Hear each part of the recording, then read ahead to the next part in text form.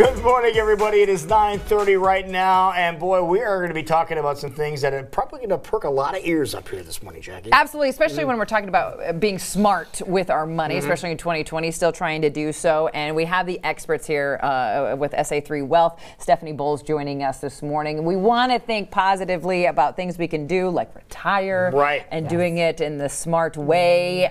So let's talk specifically more about retirement income distributions today. Yeah, so we spend a lot of time focusing on accumulating wealth to get to retirement. Yes. And it's important to do that. It takes a long time to get fully prepared for retirement. It takes your entire working years to set some money aside. But the planning doesn't stop now just because you've retired. In my opinion, that's when most of the planning is really needed, because there's no time for do-overs. There's no time for making mistakes. So you've got to make sure you get it right, and then you monitor your retirement plan so that you don't end up running out of money or overspending or not factoring your portfolio to be positioned properly in the markets. Because as I say, because your primary feeder stream of income, you're done. You don't have that constant income coming in from its normal source.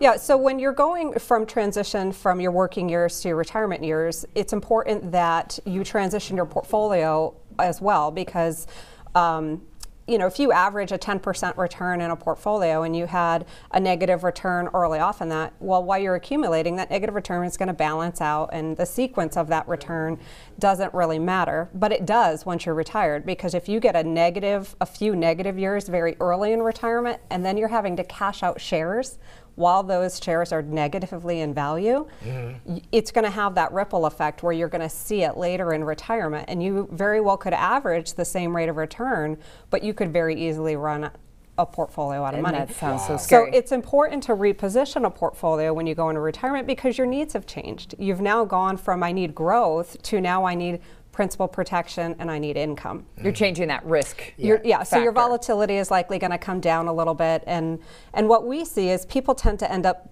being on two ends of the spectrum. They're either too aggressive because they've seen the last 12 years of like, why wouldn't I be? You know, we've made a lot of money.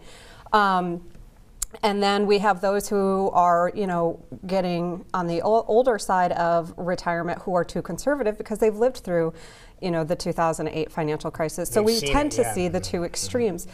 And it's important to be somewhere kind of in that middle ground where you've got some money set aside that can provide your income for the first few years of retirement that doesn't have a lot of volatility exposure to the markets, but you're also not so conservative that you're running the risk that inflation is going to grow faster than your resources, and then you either can't keep up with the cost of living, or worst case scenario, you actually outspend your money. Is that one of the biggest factors that causes people to get in trouble once they go into retirement? Is it overspending? Is it not paying attention to your portfolio, or is it a whole line of factors? There's really three major factors that I have found are the big misconceptions going into retirement, or misplannings going into retirement. One is people tend to underestimate the cost of health care going into retirement. Especially nowadays. Well, it just keeps going up. And a lot of it is what I've seen with our clients and even my own family. It's not necessarily the day-to-day, because Medicare does cover a lot of things.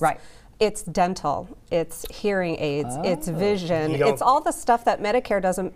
A lot of people might think it covers everything, but it doesn't. Yeah, no, especially dental is probably the biggest one I've seen with my own family. Really? You know, it's thousands of dollars to have a lot of this dental care done. And you know, when does your vision go? When does your hearing go? And when does your dental work need done? It's usually in those retirement years. Those are not low-priced items. They're not. To get them corrected. Now, is there ever a point after you do retire and you have your portfolio laid out, there's any type of sustainability in that, where the income will continue to refund what you have, or you have to really plan on your whole nest egg shrinking every single year? If you plan right, you shouldn't need to worry about your nest egg kind of shrinking down. The goal would be to have enough income to produce enough to sustain your cost of living and your lifestyle and discretionary spending on an annual basis, and not have to cash in shares or not have to deplete your income source. So we factor in Social Security, we factor in any pensions people may have, we factor in if you have any guaranteed income from, say, annuities or things of that matter, and then we position a portfolio to see where those gaps are for what do we need to fill in from your portfolio. So we may see, well, you only need 20% of your portfolio to fill that gap. So that's the part that we leave fairly conservative for the next 5 years or so. So you can almost kind of put them in buckets, your portfolio. When you go to retire, if you have $200,000 or $2 million, you're not going to spend every dollar of that the day you retire. Some of it's going to be spent in the early years. Some of it's not going to be spent for maybe 10 or 15, 20 years in retirement. That's and so having some money positioned more conservative and liquid, having some that's more kind of middle of the road, and having some that's more long-term focused will give you a better strategy to get through retirement, not just to retirement. Do you find people spend more at the beginning of retirement or at the end of retirement? You get excited. You kind of have because you're going to Australia. One, you usually have your health that allows you to be more active in retirement, and then also to all the things people have had on their wish list that they've been working and more restricted they didn't have the time to do.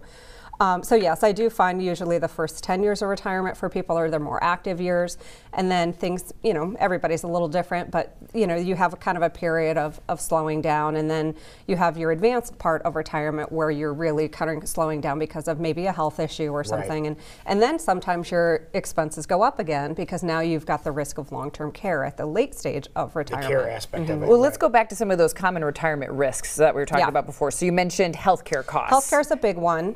The other one we see a lot is underestimating longevity. There's a very high probability today that in a family of a husband and a wife that one of the two of you will live over age 90. So we need to make sure the financial plan is factoring for that. I would much rather come back to a client with good news of, hey, we had more money than we anticipated versus we didn't plan far enough and we have a 5-year gap because we plan on you living till 85 and now you're 84 and the plan just has got a big gap in it. So I would rather encourage people to overestimate their longevity versus underestimate. And then the last thing is really taking a look at how long people plan on working for. I hear a lot of people say, well, they're going to work later, into, I might work till I'm 70 or I might retire from my main job and get something less stressful and just have some extra income. And that sounds nice, but statistics and Census Bureau reports show that's not actually what's happening. People aren't able to do that more times than not because of a medical issue that's coming up or a disability that comes up. So while a lot of people state that that's their plan, if you look at the statistics of how many people are actually doing that, it's substantially different. Now people are coming up on retirement, or maybe they did retire and they realize we need to do something. If they've already retired, is it too late to juggle your portfolio around? No, it's important. I would say anybody in retirement at this point should always get a snapshot at least once a year what their plan is going to be moving forward. You can adapt to how the last year has gone because it's a living, breathing entity. Your financial plan is always changing because we put a lot of assumptions in on rates of return, on longevity, on health, expenses. Well, those we know are always going to change. So it's important that you kind of eval and check in and that kind of stuff to make sure you're adapting as you go.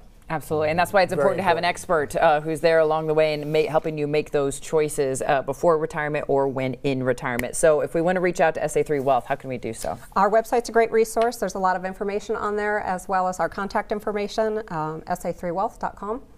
All right. Boom. Just that simple. Yep. Yeah, it's important to get that plan in place so you are set and ready for retirement so you can be comfortable when you're getting those put it income in place. distributions. If you haven't looked at your portfolio for a while, get a hold of them. Make an appointment. Take a snapshot, as she mentioned, to get an overview of what's going on. You might be able to do a little tweaks to help things make better off. And a free first conversation just to give you some wonderful advice as well. Give them a call, 515-327-8475. Stephanie, always great to see you. Thank you so much. Helping us to be smart with our money in 2020.